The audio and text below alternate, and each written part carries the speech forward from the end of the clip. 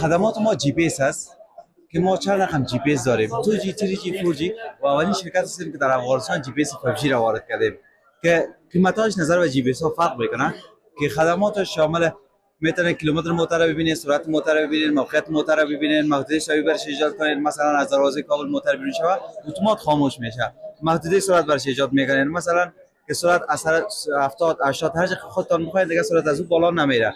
خدمات آفلاین داره، وقتی موتور شما روشن میشه برای تلفن شما مسیج میاد، میتونید موتورتون از راه دور آفلاین خاموش کنین از طریق اس ام اس.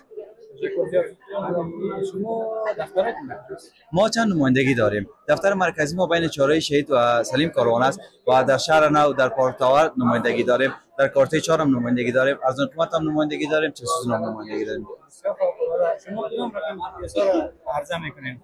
فعلا در مارکت جی پی اس های 4G وجود دارد و 3G 2G.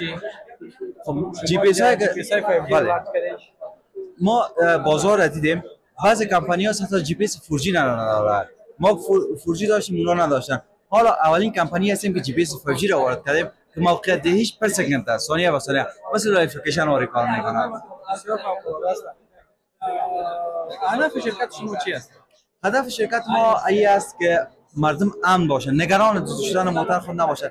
باز بعضی اشخاص است که من از ما میپرسن که حالا خود دزد نیست، موتور ما را دزد نمیبره. ما برشون باز چی میگم؟ ما تنها به دزد این نیست. مثلا شما میرین یک جای خدای نخواست حادثه میکنین، کس خبر نمیباشه، فامیلتون از طریق جی پی اس میتونه شما رو پیدا کنه.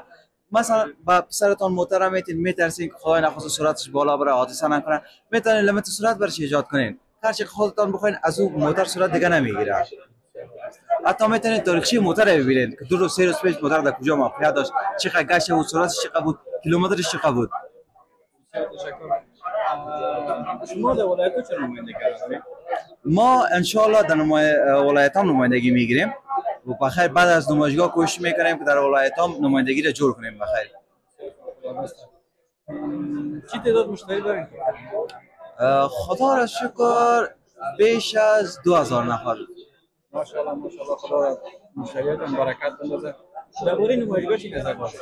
نمایشگاه بسیار خوب است. خب ما چندی دفعه در نمایشگاه اشتراک کردیم، غرفه گرفتیم. بسیار نمایشگاه عالی است، مردم میان، تجارا میان میبینن. بعض مردم است درباره جی پی اس نمیفهمن، وقتی ما براشون معلومات میدیم خوش میشن، تشکری میکنن که این سیستم ما وارد افغانستان کردیم. چند روز دیگه ادامه داره این نمایشگاه تا 2 قوس است، فکر کنم روز یک شنبه دوباره نمایشگاه تمام میشه. از مردم هم میخوایم بیان از نمایشگاه دیدار بکنن. ماشاءالله بسیار خوب آماده گرفتیم، بسیار معلومات کافی دادیم. با متحدای شهر کابل چی پیام دارید؟ پیام منبی است که بیان جی پی اس نصب کنین، چون ما باید رو به پیشرفت داریم. کشورهای خارج که هستن اتومات خودشون در موتورشون جی پی اس دارن، نه به خاطر دوست. اما تو میخواین موقعیت موتور خود رو ببینن، سرعت کنترل کنن، کیلومتر موتور رو ببینن. مثلا 1 2 3 روز به یک جایی رفتن، میتونن از طریق قضا ببینن که کجا بودن، یادشون رفتن، میتونن ببینن. از موتوردارا میخوایم که بیان بر خود جی پی اس نصب کنن.